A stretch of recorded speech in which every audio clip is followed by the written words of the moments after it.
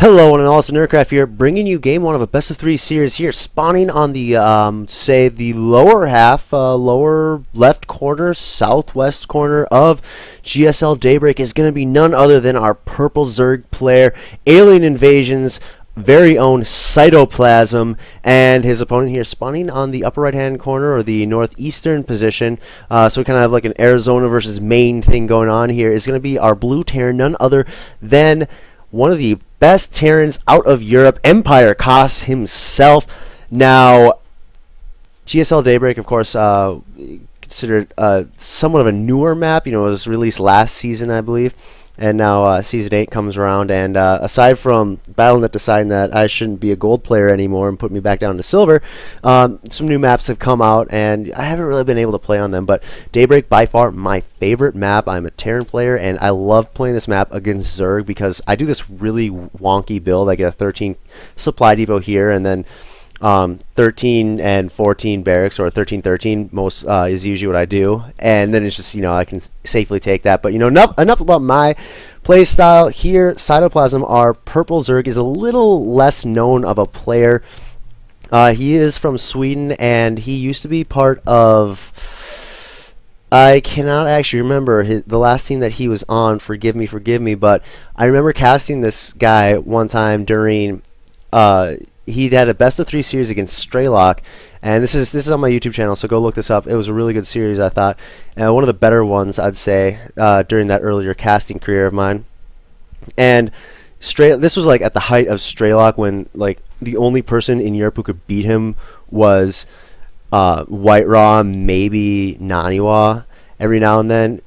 And Cytoplasm just comes in, and he doesn't win the series, but just game 2 is amazing. It's on Tall Dream Altar, back when like Tall Dream Altar just came out. It is a really good series. I highly recommend going and checking that out in case you want to see more of Cytoplasm. Of course, that is an older game, so you're not going to really see up-to-date builds.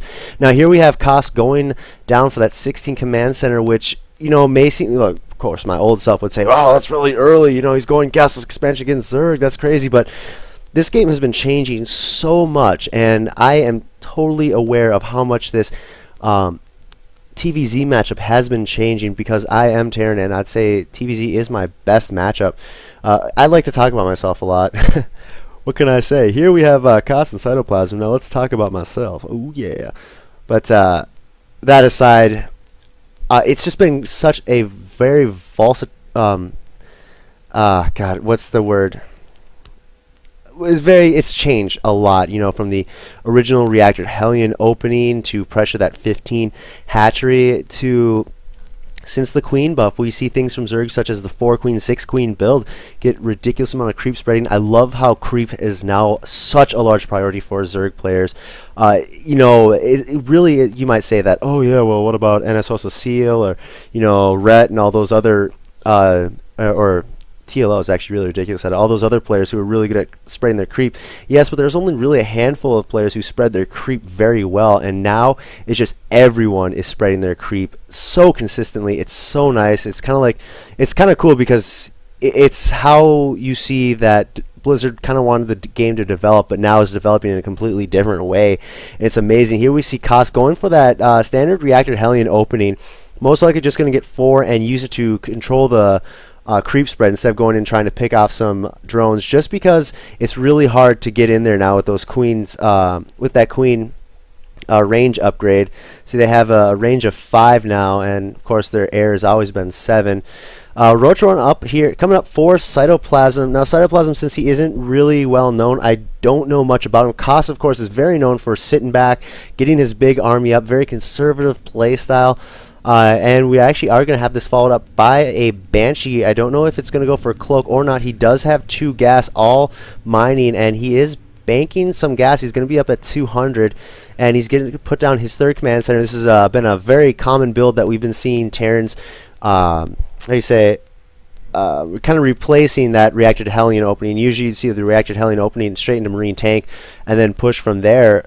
But now we've been seeing, you know, more Banshees coming out, and 6 roaches, 8 roaches are on their way, as well as 8 lings, and we have Baneling that's going down as well. The bunker is just about to finish Marauders, and Hellions coming out too. So this might be a Marauder Hellion push, which is a very powerful push. Marauders, of course, extremely tanky, but also really good against roaches, and any lings that come in, the Hellions can take care of those.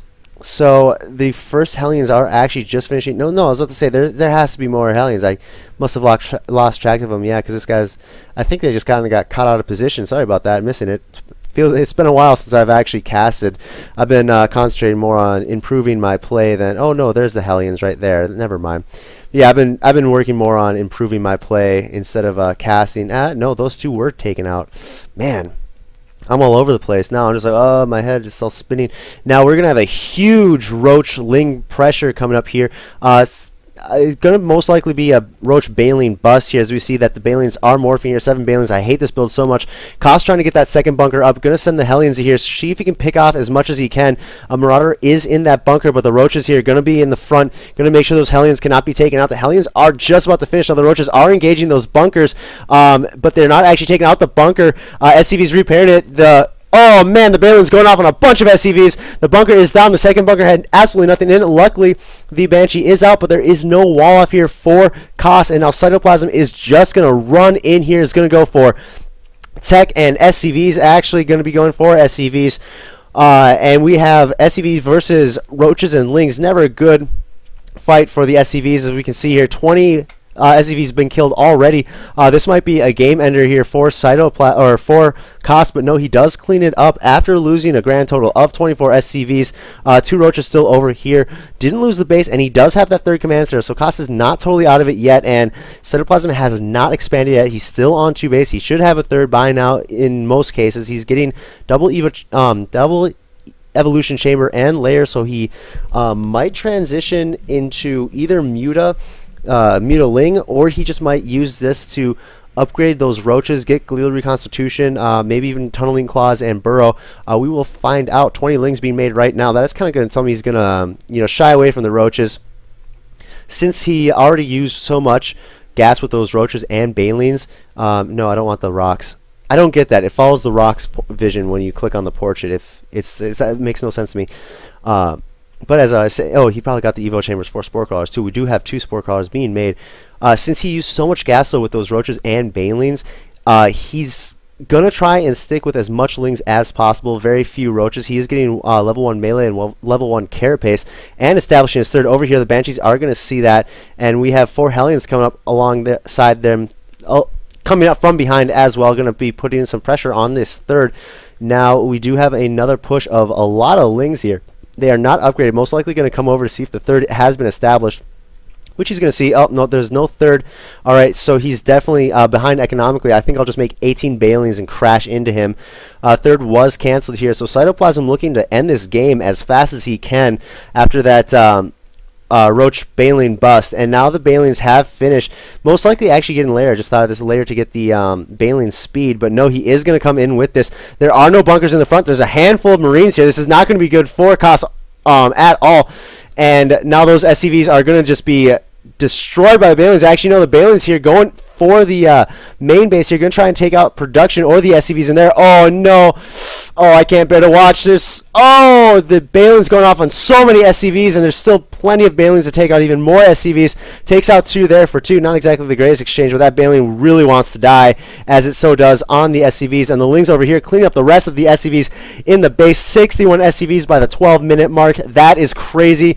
Now the Hellion Spear being macroed by Koss really well.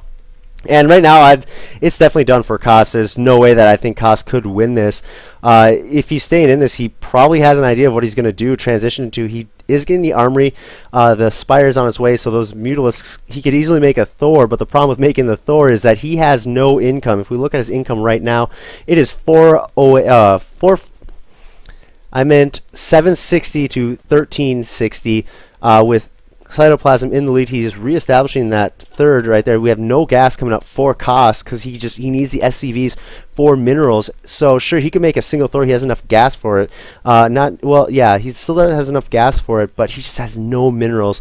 And I honestly don't see how Koss could win this. I mean, the supply tells it all. Double the supply for Cytoplasm compared to Koss. Koss, what he does have for him though, he has this nice high-tech army with mech. He has quite a bit of Marines. I'd say a single medevac, 2 Banshees, and about 6 Hellions. So sure, he could or no, 5 Hellions, excuse me. So yeah, he could try and make something out of this, but it's going to be really hard. I'd say that third is going to go down for a second time, but at this point I'm not really sure if it matters, because Cytoplasm is getting ready to do another counterattack, this time with roaches.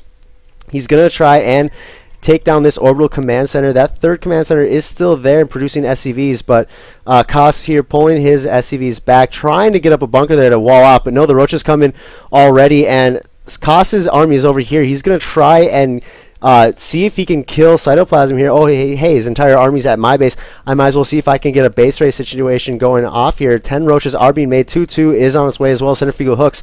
So this isn't looking good for Kas at all, again, I should say. And Kas should probably lift at least a single command center. There's no anti-air over here. And yeah, there's the GG from Kas. Cytoplasm is going to take the first game out of this best of 3 series.